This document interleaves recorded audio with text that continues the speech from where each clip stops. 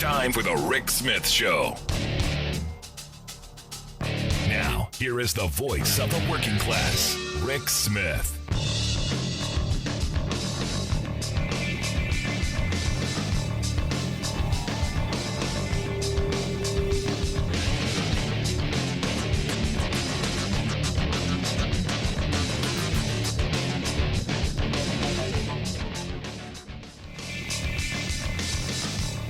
And welcome, brothers, sisters, working class heroes. This is the Rick Smith Show.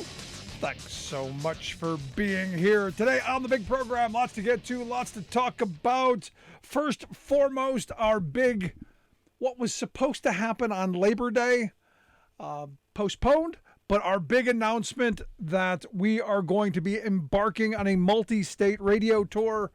Going to pack up the crew, going to head across Pennsylvania, Ohio, into Michigan, Wisconsin, Iowa. We're going to go into rural communities, and we're going to talk about, well, how do we reclaim, rebuild, and demand a prosperous working class?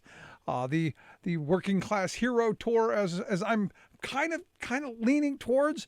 I'd love to hear folks their thoughts on what a good name would be. Been in the works for a couple of weeks. Weren't sure we were going to be able to fund it. Weren't sure we were going to be able to throw it together. Well, we've decided full bore we're going to go forward, because a lot of folks have reached out and said, hey, it'd be great if you came to our town and did the little events. So this is what we're going to do. We're going to hit cities across those states. Going to do the little program there. Going to hold events. Going to do listening. But the point of this, and this is where I want to get to, because I believe, and I've been saying this for the longest time, I believe our divisions are not as great as people think they are. I believe that we've been focused and pitted against each other on the right-left frame, the blue team, the red team, when the reality is it's the green team.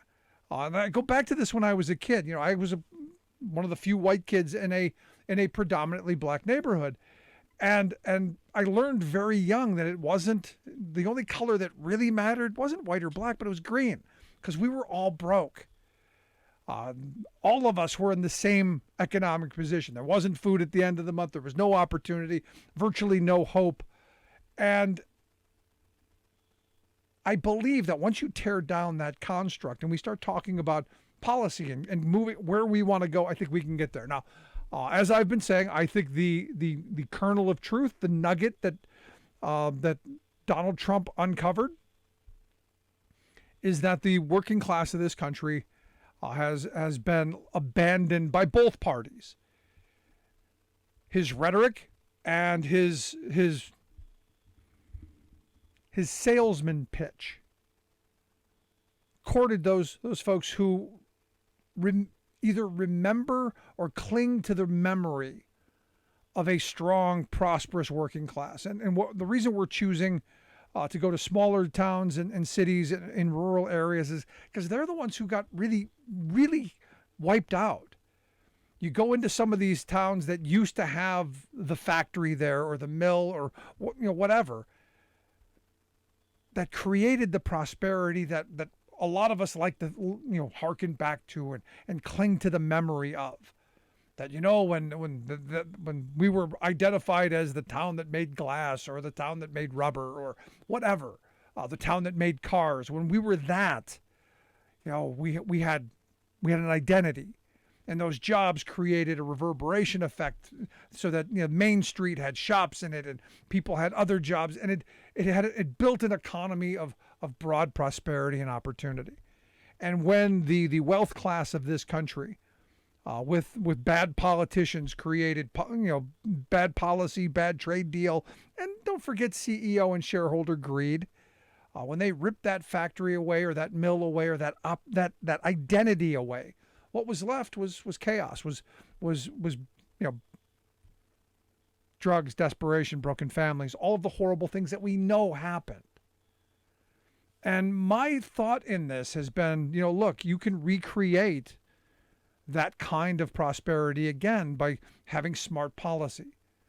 a tax code that rewards work and not gambling on Wall Street, that rewards people who do work hard and play by the rules so that they actually can get ahead. That we do that with strong labor unions and strong democratic principles, not the direction that we're heading. And I think we're at a crossroads in this moment. I really believe we're in a moment where we can easily head down the road of authoritarianism. And I know that sounds extreme. And today I had a conversation with my dentist who, Tea Party guy, good dentist though. But actually, as he said, I've kind of moved him a little bit to this side. Not all the way, but yeah, we're moving because we're agreeing on a lot more now because he's seeing the extremism that has come out of that whole thing. But even he, admits, look, you think back to when we had those strong labor unions and we had workers who had the ability to support a family on one income. You had a much more stable society. This idea that we the winner takes all and hooray for me, and the heck with you, and greed is good, and the one who dies with the most toys wins. That mentality hasn't done well for broad-based working class America. And the people harmed by it, the most are in those rural communities where we've driven through and we've seen the boarded up storefronts and the factory that looks like it was bombed. So we're going to seek out those places and we're going to talk to people and find, hey, what policies what can we do to turn this around? Now, I believe this is where my starting premise is coming from. I believe we're at a moment of a crossroad. I think what Biden and the Biden administration has done policy-wise on investing in infrastructure, the CHIPS bill, this Inflation Reduction Act, which is going to help you do some reshoring of manufacturing and of renewables. This idea of buying American and rewarding, having policy and procurement that's going to demand that. I think this is the direction we need to go, and I believe we're at a crossroads. We can continue down that path of demanding that domestic production for domestic consumption, that our tax dollars are used to create jobs that help people, that help communities, that regain an identity for those places. Or we can just rip the rug out, and we can go backwards. We can do what the Republicans have wanted to do, and undo all of these policies, and take us down the road towards more divisiveness, more desperation, less opportunity. I think this is the moment of choice. And the reason I'm feeling this way is I remember as a kid going back, I remember the Carter administration really well, because that's kind of when I became politically aware. I was delivering the newspaper as a kid, and you're reading the headlines, you're reading the news. But I remember being just fascinated by the opportunity of what we can have, solar power. We can have, because I remember I had a calculator, a little tiny calculator that we got that was solar powered. Didn't do much, but you go, this is amazing. And as a kid who grew up on Omni magazine and Ray Bradbury and science fiction and all of that, this idea that the Jetsons could be our reality was powerful for me. I now look back at that election of 1980 as a crossroads moment. Jimmy Carter put solar panels on the White House, moving us in the direction of using technology. Now, granted, they were very rudimentary. They just heated the hot water for the White House and did a good job of it.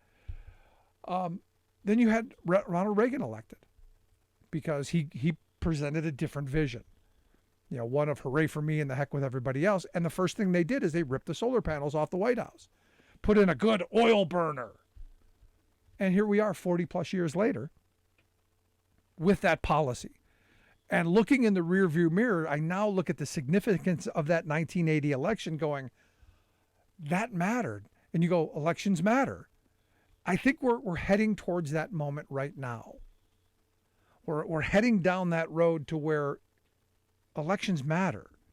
And we're on a path that could begin to help us rebuild what my grandparents' generation built, which is a prosperous working class, opportunities for people. And that's why we're going to embark on this working class hero road tour. We are going to get out and talk to people. And look, maybe we're going to take some abuse. Maybe we're going to take some beatings. But this has to happen. This is what Democrats, the reason Democrats are failing so badly is they don't know how to talk to rural voters. They don't know how to address those issues of trade, of tax policy, of things that working class people care about. So I'm curious your thoughts. If you've got a city that you think, hey, this is a great place to go. Things were good at one point. They turned really horribly. And maybe there's some hope and opportunity. Maybe there's, because of these policies, there's some investment moving in a positive direction. These are the places we want to go. This is the stuff we want to talk about and the people we want to talk about. So by all means, suggestions, we want to hear it. You can email me, rick@thericksmithshow.com. But I'd love to hear your thoughts. Good idea, bad idea. Will you show up? Because we're going to be heading to listening areas across the states that we're heading through. By all means, give us a call, 1-866-416-RICK, 1-866-416-7425. Going to take a quick break. Right back after this. Stick around. You listen to The Rick Smith Show. We're working people. Come to talk.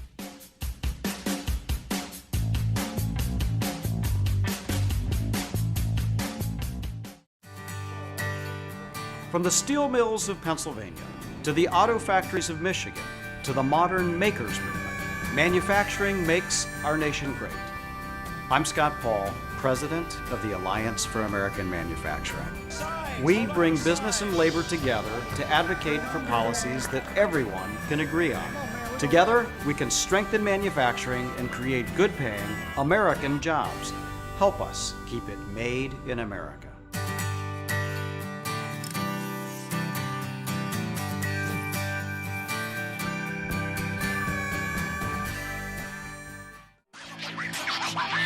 One 866-416-RICK, 1-866-416-7425.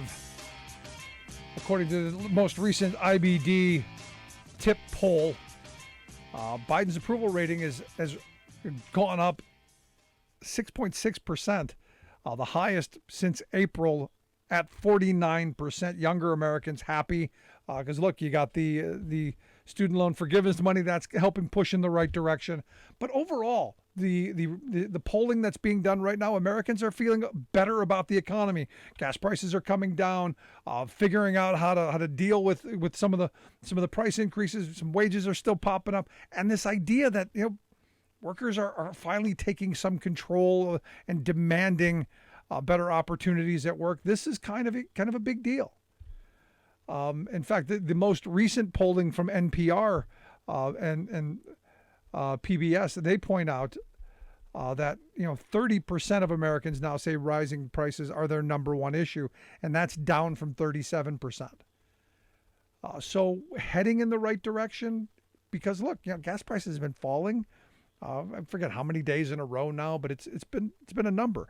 Of course, it's been a number. It's been like 40, 50 days. It's been heading in the right direction.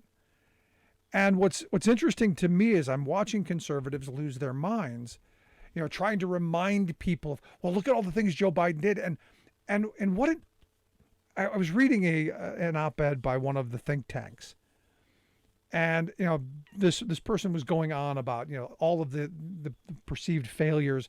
They go, oh, there was no baby formula, and gas prices are high, and you go, well, the reality is that's the free market. That's capitalism at work.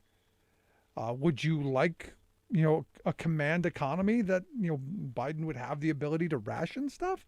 I mean, I'm trying to figure out where their argument was, because all of the failures are the things that they promote the most. Consolidation, the fact the baby formula front is one of those, you don't hear much about it anymore because, Biden and the administration did something, and no credit there.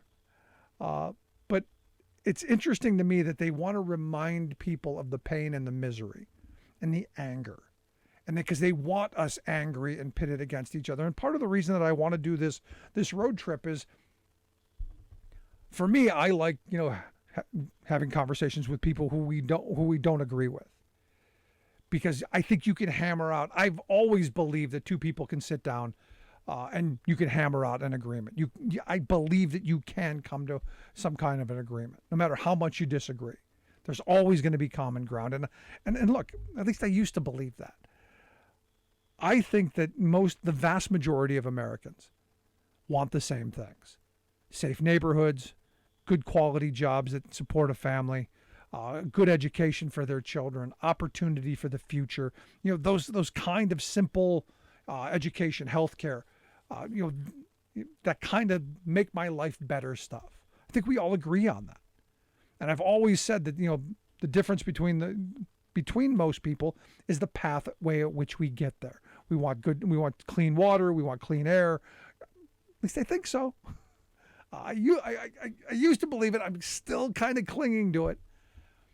But I'm in this spot where we're going to get out and we're going to talk to people, because we've been told that we're so polar opposite, and that we're supposed to hate each other, especially when you talk about the divisions that they throw out at us: white, black, male, female, gay, straight. You go down the list: rural, urban, the other big one. Where I live in Pennsylvania, that's the big thing. That divide. And look, it's always couched in terms of racism. It's always couched in terms of what divides us instead of what brings us together, and how there is a relationship between rural and urban communities. One can't exist without the other. But we're not allowed to talk about that. And that's where I think this can be, especially as we head up to the election, this can give us the opportunity to be a little frustrated, maybe to scream and holler and kick and scream a bit, but ultimately to figure out how we come back together. Because as I've said before, I believe the workplace is where we have to first organize. This is the place where we can agree on things. I know very few people who say, no, I don't want better wages, hours, and conditions. No, I don't want health care for my family. No, I don't want retirement security. No, I don't want safe working conditions. Those are for the weak. You don't hear many people saying that. So for me, we can bring working people back together on the things that we agree on. And I go back to election night 2020. While everyone was watching the TV screens, wondering who's going to count what vote, I was leading a strike of 55 workers who 3/4 of them voted for Trump. But they were fighting the right fight, the righteous fight. A company that was enormously profitable, trying to raise their healthcare costs and lower their standard of living. They all stood up in unison and said, no, we're going to demand better. If we're essential, if we're frontline heroes, and if we're better than all this, then yeah, us. Yeah. And this is one of those moments where I'm hoping this tour gives us the ability to have those conversations. Because again, I'm looking at what this administration is doing. In any other period, other than this era right now, this stuff would be wildly popular. You would have had Republicans voting for it. You'd had Democrats voting for it. It would have been a kumbaya moment. Everybody would have been involved. Infrastructure? Later on in the program, we'll have my good friend Bob Ney, a former Republican congressman, who used to say, look, infrastructure, that was a no-brainer. That's what brought people together.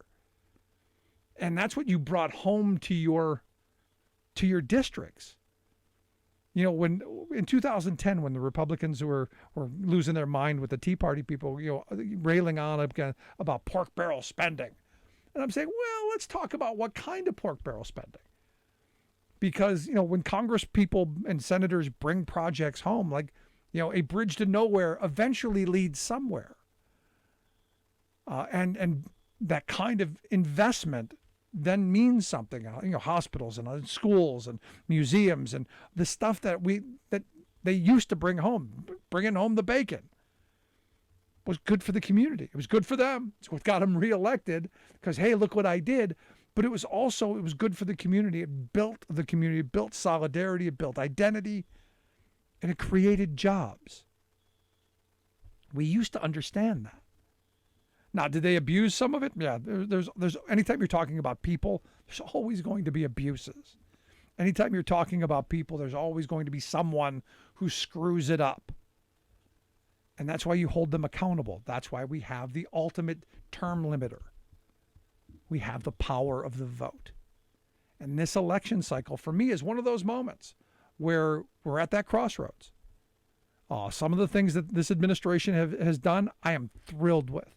The investments in infrastructure, $1.2 trillion in infrastructure, that's great. It's not enough. I'll be the first to tell you that. The American Society of Civil Engineers says at this point we need probably 4 times that, because we've so neglected investing in our infrastructure over decades. But it's a push in the right direction. The CHIPS bill, which is going to help us on a jobs front, on rebuilding a community front, but also a national security front. That is good policy, something that, back in the old days, the good old days, everyone would have been behind. And yet, because of the construct that's been thrown at us, because of the divisions that the powers to be, remember, it's not right-left, in my view, it's up-down. What the moneyed interests want is a divided working class. They want people looking at their neighbors with a jaundiced eye, looking at them saying, you're the problem. And of course, looking at the people that they want, the others. And you create the other class so that you can get people to vote against their economic interests. For me, it all comes back down to economics. It all comes down to opportunities. It all comes back down to being that kid growing up in the projects, knowing that nobody in the neighborhood had food, let alone us, and that people were robbing each other just to put some food on the table. There is something wrong in that world. And policy-wise, we can make that better. We can change things. We have the ability. At least that's what I believe. I would love to hear your thoughts. Email me, rick@thericksmithshow.com. And maybe we're going to come to a town near you. At this point, we're going to be kicking off, it looks like, in the Allentown, Bethlehem, Easton area on the 1st of October, and making our way right across the state, into Erie, into Youngstown, Toledo. I mean, Toledo to me is one of the, there's a bunch of fascinating places, but Toledo to me is one of those places that they were the glass capital of the world. They were the glass capital of the world. And the last time we were there in 2013 for our labor history tour, we went to the museum that marked the memory, commemorated the Toledo area being the glass capital of the world at one point. And asking the curator, so where'd you get the glass? And the glass in the Glass Museum, honoring the memory of Toledo being the glass capital of the world, was made where. Was made in China. There's a problem with that. And we can change that. Love to hear your thoughts. Email me, rick@thericksmithshow.com. Going to take a quick break. When we come back, radio host Tom Hartman going to be here to talk about his new book, which fits right into this, titled The Hidden History of Neoliberalism, How Reaganism Gutted America and How Restore Its Greatness. Calling all builders, all welders and roofers, engineers and electricians, calling all brick masons and boiler makers, steel workers and steam fitters.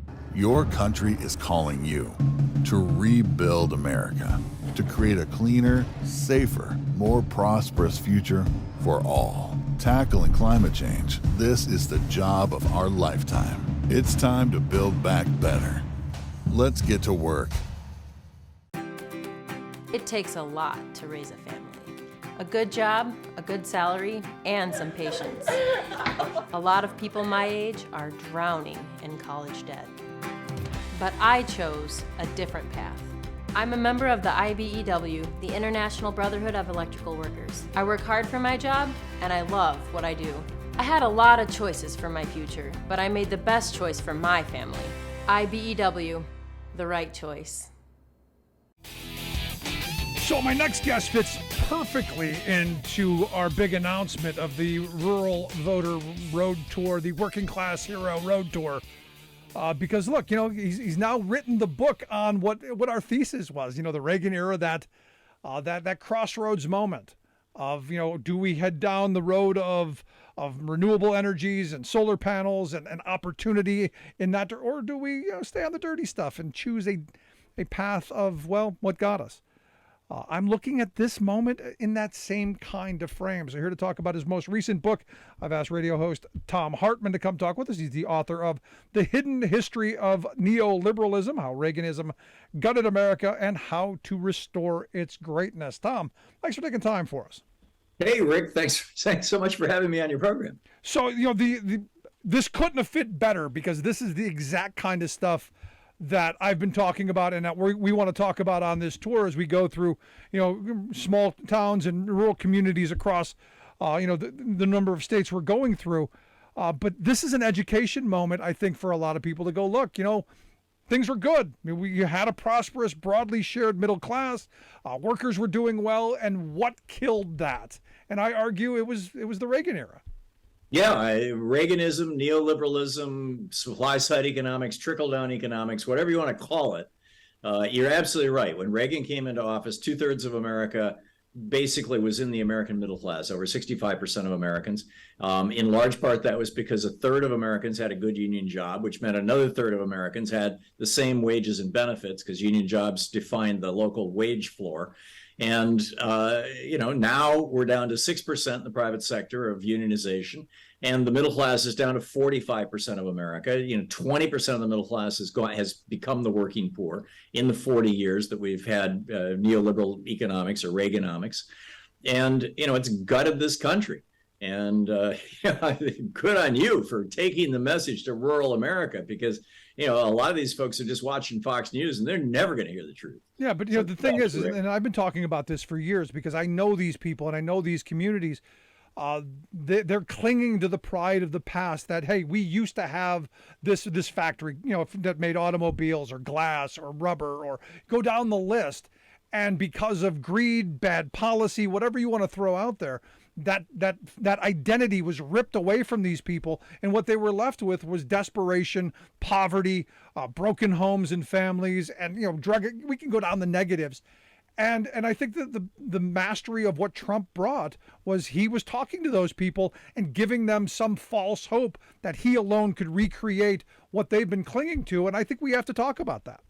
Oh yeah, he campaigned. And by the way, he was the first political candidate for president in a serious way outside of Bernie Sanders since 1980 to campaign against neoliberalism. Trump lied to everybody that he was going to raise taxes on rich people to the point that his own friends would snub him and he'd get a nosebleed. It was obviously a lie. He lied that he was going to bring back jobs from overseas. He threw out a couple of cosmetic tariffs, basically. He lied that he was going to work on behalf of strengthening unions. He did the exact opposite. He lied that he was going to, make sure more money was going to the working class. Instead, he presided over a transfer of $2 trillion to the top 1%. And I think the fact that, he, with a little help from Russia, won the election based on those lies tells us that by 2016, America was over it with neoliberalism, with Reaganism. America was ready for a change, and they thought they were getting that with Trump, and they didn't think they'd get it with Hillary Clinton because she was still preaching the neoliberalism of her husband, which everybody realized had helped get us into this. Now, Clinton's neoliberalism was nowhere near as bad as Reagan's or Bush's or Trump's, but, he was still dancing to that tune, sadly. So now the Democratic Party has woken up. We've got, and Clinton, I don't mean to completely trash Bill Clinton, because the reality is that in 1978, when the Supreme Court changed the rules of the game, and in the Bellotti decision, authored by Lewis Powell, said that if a corporation wants to pour money down the throat of a politician, and that politician only votes the way the corporation wants, that's not corruption or bribery, that's First Amendment protected free speech. And the Republican Party said, cool, gimme. And Reagan floated into office on a tsunami of money, largely from the fossil fuel industry. But the Democrats at that point, 1/3 of America was unionized. There was lots of union money. It was supporting the Democratic Party. And so the Democrats didn't bite. Well, by 1992, Reagan had destroyed about half the union movement, and there wasn't enough money to fund a Democrat. So Bill Clinton had to do something. So he said, okay, we'll take money from the banks and the pharmaceuticals and the insurance companies. At least they're clean industries. We don't have to do that anymore. Now we can figure it out that we can fund elections through the internet. Democrats are going down that road. They've been able to abandon neoliberalism. Now we've got a president who's openly challenging neoliberalism, which is great in Joe Biden. And this is where I come back to my basic premise: is we're at a crossroads at the moment.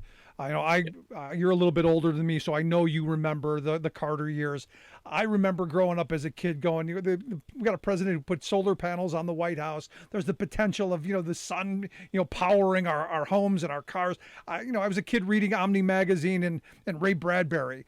Science fiction stuff. So for me as a young kid going, the future, the possibilities are incredible. I look back at that 1980 election as a crossroads moment. We made the wrong choice. Reagan came in and ripped the floor out from under us on that. We did. FDR put us back on the track with basic classic economics, Adam Smith, David Ricardo economics. And what happened? We saw the American middle class grow beyond 50%, the first time it had ever happened in the history of the world. A middle class had gotten that big that fast, or that big even at all. We saw widespread prosperity. Rich people were getting rich, but they weren't getting as rich as fast as middle class people were actually getting, strongly middle class. And then Reagan came into office with these bizarre ideas from these two Europeans, Hayek and Mises, and Milton Friedman, an American, these three economists. And the result of it was, like I said, the destruction of the American middle class. And 1980 was the turning point. And now we really need to repudiate all this, the free trade stuff, the tax cuts for the rich. I mean, we've got three men right now who own more wealth than the bottom half of America. The average billionaire in America is paying a 3% income tax right now. That's neoliberalism. That's Reaganomics. And meanwhile, the rest of us are paying 20, 30% income taxes. It's wrong. It's insane. It is a failed 40-year experiment, and it needs to change. Yeah, you're absolutely right. You're listening to The Rick Smith Show. We're here, Tom Hartman, talk radio host and author of the most recent book, The Hidden History of Neoliberalism, How Reaganism Gutted America and How to Restore Its Greatness. You can get that at tomhartman.com or Powell's Books. I understand you're doing a book signing.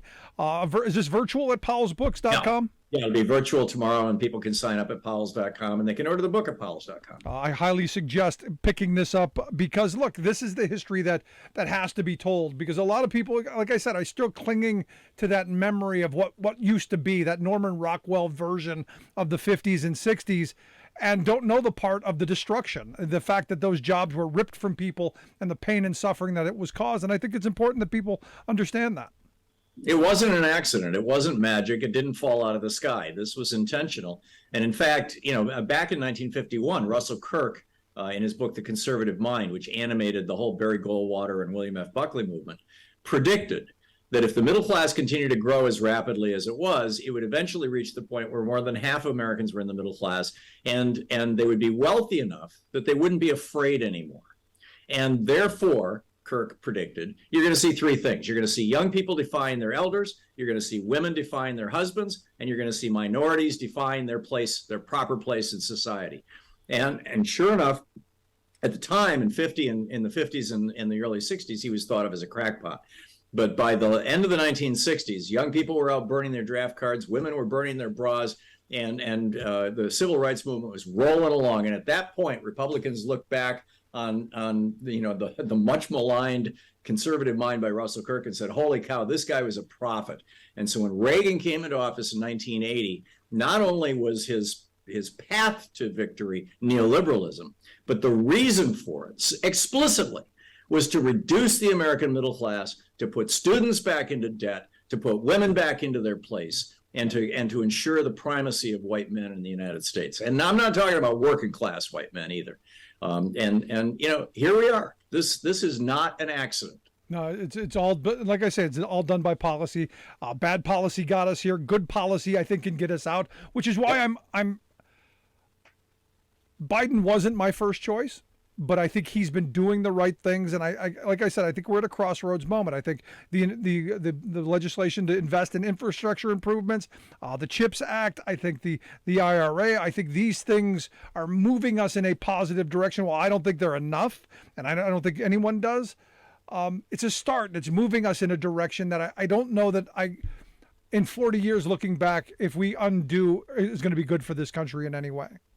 Yeah, no, we've got to change the path of this. Right now, we've got more wealth inequality in this country than we've seen at any time, except for 1929.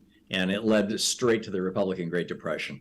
And, we can't afford to have that again. We've really got to get this stuff under control and bring back our middle class, re-empower America, restore democracy, frankly. I mean, this is an oligarchy. When you can't get legislation through Congress because the Supreme Court legalized political bribery, and the entire Republican Party and a small fraction of the Democratic Party are on the take, and any consequential legislation that, for example, the card check. I mean, we've been talking about this for 30 friggin' years.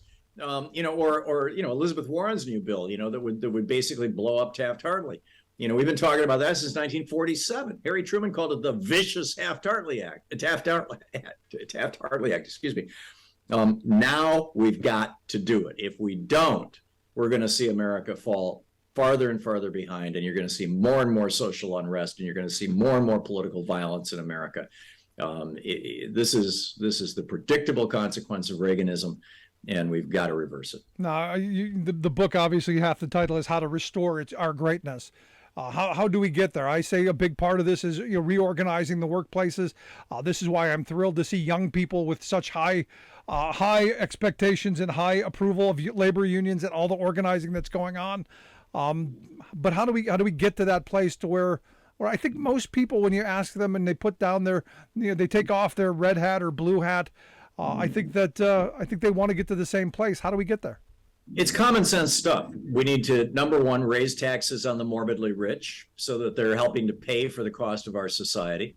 And they're not just stashing their money in overseas money bins where it's not productive and helping the economy.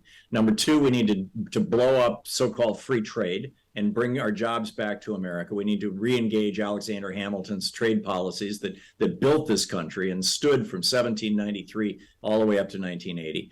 Number three, we need to re-empower the labor unions, and this is in no particular order, by the way. We need to re-empower labor by ending Taft-Hartley or something close to it, and at the very least, card check, and re-empowering labor. And we need to clean up our political system. You've got a Republican Party right now that's doing everything it can to purge people off voting rolls and make it hard to vote. We need democracy too. Which is part of what we're doing on our tour. We're going to be promoting the Greg Palast movie Vigilantes, which I think is a huge part of all this. When you're blocking people and throwing people off the voting rolls, you got a problem. And you got people learning for governor, like in my state of Pennsylvania, who are basically coming out saying, if I don't like the election results, well, we'll change them. Yeah, Mastriano, yeah, he's nuts. It is so sad that it has come to this, but again, you push people up against the wall. You literally rip a middle class lifestyle away from 20% of the American public, from tens of millions of people, and it shouldn't surprise any of us that America has gone a little bit insane. Yeah, especially when we're looking at rural communities, which is why we're focusing on these places, because I don't think Democrats talk to rural communities all. I think they've given up. Yeah, and they shouldn't. The fact of the matter is that back in the 80s, the Republican Party decided that the best way to take the Senate was to take a lot of small states. And the good thing about the population-wise, and the good thing about the small states, low population states, is that the media markets were super cheap. So they could go in and they could buy radio stations in Wyoming and Montana and Idaho and Utah, and for a song. And so during the 80s and during the 90s, and Limbaugh was a part of this, they built out this massive right-wing media infrastructure, largely in what are now called red states. A lot of these states were blue states, in the 1970s and even in the early 1980s. And now, there's not a single progressive voice on the air in any of the states that I just named, and dozens of others. and it's a real tragedy, and I'm hopeful that the Democrats will start taking that seriously too. But you're spot on, Rick. Both of us agree on that. But Tom, I hope people will take a look at the book, The Hidden History of Neoliberalism, How Reaganism Gutted America and How to Restore Its Greatness. You can get it again, as I said, at tomhartman.com or powellsbook.com. We'll get links out on social media. You can take a look at that. Tom, I appreciate the time. Always great talking with my friend. Thank you, Rick. It's so nice to be back on your program with you. Thank you. Good stuff. Love to hear your thoughts. Give us a call, 1-866-416-RICK, 1-866-416-7425. Quick break, right back after this. Stick around.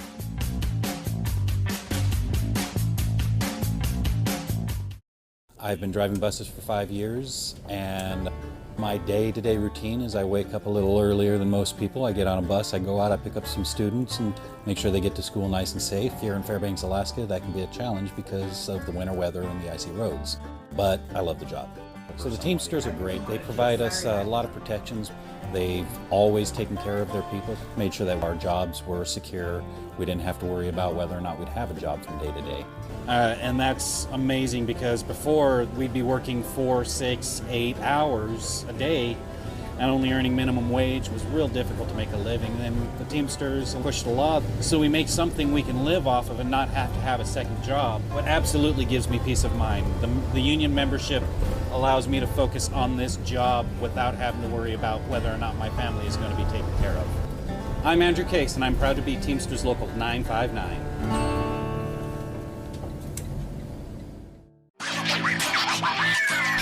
1-866-416-RICK, 1-866-416-7425. You know, Tom Hartman brings up an interesting point. You go back to the Reagan era, the end of the Fairness Doctrine, and how the right wing built their talk radio empire and their media dominance. They were smart enough to buy up cheap airwaves. And he's spot on right by saying, look, Iowa, for instance, was a strongly Democratic state. A number of those Western states were Democratic states. They were competitive. They weren't extreme right-wing crazy people. I mean, sadly, a lot of these states they've gone way off the deep end. And it's because, the local radio stations, the media was bought up very cheaply, as he points out, by people with an agenda. And that agenda was to save the quote-unquote free market and free enterprise. And you do that by blaming others. It's the union's fault. It's those immigrants' fault. They're destroying your country. And look, they did it masterfully. I remember, and this is part of what I talk about often. I remember, Limbaugh coming to town when I lived in Cleveland on one of the radio stations, and I remember the first guy who brought up his name. And I remember watching as my lunchroom then started listening to that and other right-wing, kind of anti-union programs, and hearing and watching the lunchroom kind of change to where now we were pitted against each other. I actually had a guy tell me, and this is the amazing, and I'll never forget it, telling me that if there were no union at the place that we worked, that we would make more money and have better benefits. And I just said, from a logic standpoint, where is that happening? And if it is happening, why aren't you there? I'm confused. But again, what the right has done masterfully is they keep with the drum beat. They keep with the message. And the message is, hyper individualism, hooray for me and the heck with everyone else, and jealousy. They're taking your tax dollars. And what they understand is, I've had people tell me that they don't want to pay the estate tax. I remember this. I remember vividly going, when I die, I shouldn't have to pay the estate tax. I'm going, are you worth $11 million? Well, no. Then you're not paying the estate tax. That kind of embarrassed millionaire mentality, they really play on. And you got to give them credit on a certain level. Well, they had a mission, they had a plan, they funded it, and they followed through. Democrats didn't. One of my big knocks against the AFL-CIO is they had an opportunity, like Pat Robertson in the 700 Club, to buy a cable network. Could have gotten it for a song. They chose not to. They chose not to invest in the technology of the day to talk to working people. And that's been the knock on the labor movement for a while, in my view, that they haven't done enough to reach out to everybody and to really toot their own horn. Talk about how well they've done for people, the lives they've changed. People like me. I say if it weren't for this union card I keep on my desk and in my wallet, I wouldn't have the things that I have now. Because I did. I worked hard. I played by the rules. And because of this contract that I keep on my desk and that union card, I was compensated fairly. Not every working person can say that. But on the tax front, I look at the reality of what we've created. It's insane. And at some point, we had better figure out how to undo the damage that they've done. And right now, the assault is on education. It's all those teachers. You see Ron DeSantis down in Florida saying, the choice, that's what we need. We need alternatives to the education that for generations educated this country. No. We need all of these other things. We need to do away with teacher certification, and we need vouchers, and we need all of these gimmicks and schemes instead of investing in education to make sure that we all have an opportunity. No. We're going to pick winners and losers on education front. And this is what DeSantis and the Republicans are pushing, and the right-wing machinery. The Heritage Foundation came out with their Education Freedom Report Card. And interestingly enough, the states who have the lowest achievement, who are at the bottom of the scale, they have the best grades because, well, they're school choice. They get vouchers in charter schools. And they don't have any of those overburdensome regulations, like teaching, actual curriculum. It's interesting, the fight we're having, and we're really, again, at another crossroads that as a political observer, I'm going to look back at in 10 or 20 years and go, did we make the right choice or the wrong one? Much like I talked about with Carter and Reagan. We're kind of in that moment. I did want to hit one other story that caught my attention. I love how my right-wing friends say, well, if teachers don't like the job, they can leave. Evidently not. Evidently not in Illinois, because evidently Illinois has a law that says tenured teachers can't just up and quit, that they can deny them leaving their job. And if they do leave, they pull their license. And that is evidently what is happening to two teachers in this Unit 5 school in McLean County, which is, one of the big school districts there. These special education teachers don't want to work there anymore. They want to go to a different district. And remember, my Republican friends are always saying, you got choice. You got choice. Evidently, special ed teachers are hard to get. So the district is saying, no, you can't go. We're not accepting your resignation. And if you do go, we're going to have your license pulled. Now, what I found interesting, and this is, again, one of those moments, if you read down into the story that was there, one of the person, the resource director of this Unit 5, said, look, the news is we're losing 300 to 400 teachers every year now. And you go, why do you think that is? Well, I would argue it's the poor pay to start. It's the constant abuse that we're seeing from parents and right-wing activists who are creating this environment that says that every teacher's a pedophile and every teacher wants to indoctrinate their children. And people are just, I got to tell you, I wouldn't want to be a teacher, not in this day and age.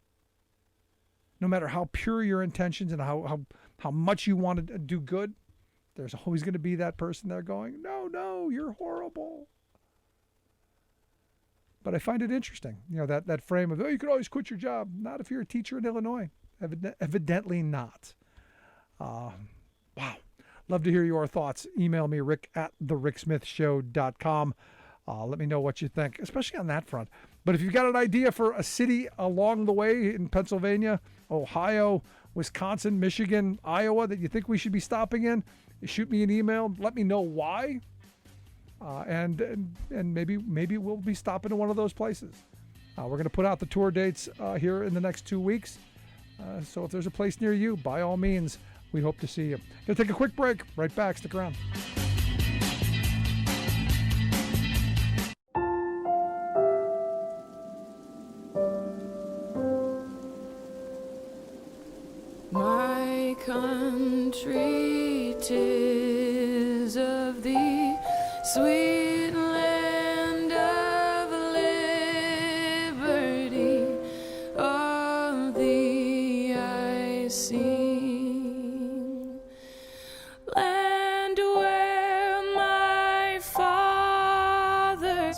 side, land of the Pilgrim's pride. From every mountainside, let freedom ring.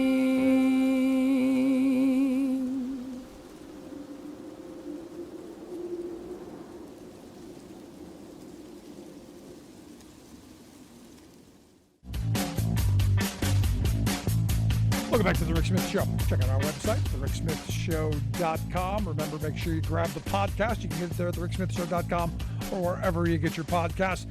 Interesting little story coming out of ABC News as it appears Jeff Bezos' phallic rocket, evidently it went limp.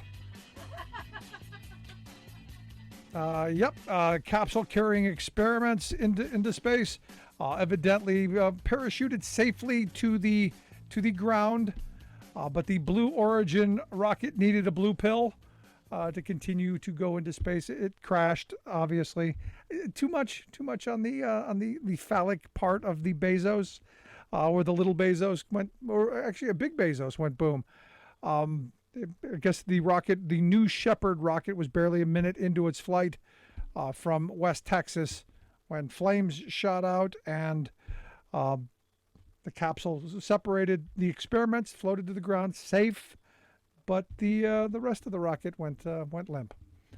And it does. If you look at the rocket, it kind of does look. It looks very phallic.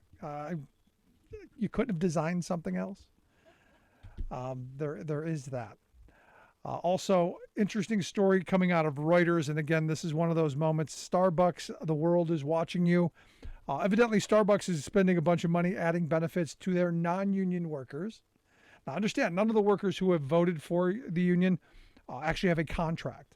So I got to argue that this is a violation of labor law, but evidently tomorrow is Investors Day for Starbucks. So this is kind of to make to make the investors happy, or to say that they're doing something to fight back against the union efforts that are going on there.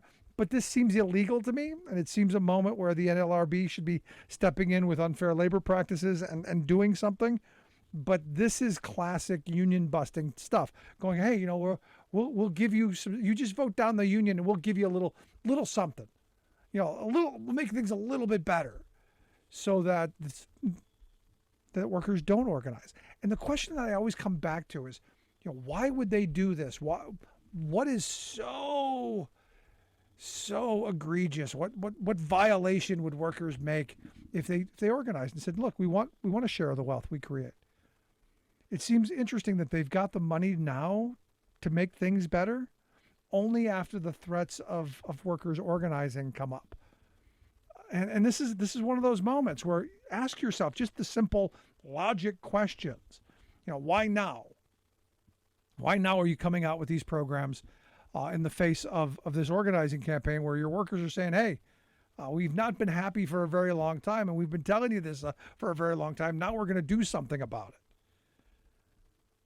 I'm interested to see what the administration is going to do on this front, and why we need really major comprehensive labor law reform to hold these companies accountable. Now, look, this isn't a poor company. Starbucks has got like $3 billion in cash on hand. They're expected to generate another $3.5 billion in cash in the next year. They could make workers' lives better. They could schedule better. They could do a lot of things. But because they're such a behemoth, nope, they're not going to do it. And this is where we as working people have to stop looking at these companies as benevolent or the good guys and start looking at them as what they are. A way to have an economy that works for everybody. A way to demand that work is rewarded. And we do that by people organizing. And this is why I think the tour that we're planning and we're putting together is important to take advantage of this moment where, for me, the solutions start with people demanding that their labor is worth something. That their labor is worthy of a living wage, of health care, of retirement security, of dignity of scheduling, of dignity of life-work balance.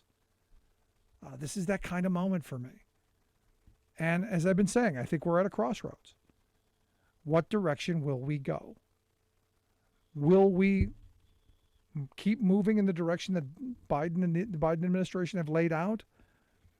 Reshoring manufacturing, made in the USA policies, strong union policies, that direction, or continue the Reagan trickle down, hooray for me, the heck with everybody else, gig desperation economy. This to me is that moment, because for me it's all about the economics. The culture war stuff, that's meant to tear us apart and divide. All of those things are meant to rip us to shreds. It's the economy, stupid. That's the reality, and that doesn't change. Love to hear your thoughts, though. Email me, rick@thericksmithshow.com. You miss any portion of the program, podcast. Wherever you get yours, you'll find ours. Thanks for being here. We'll see you back here next time.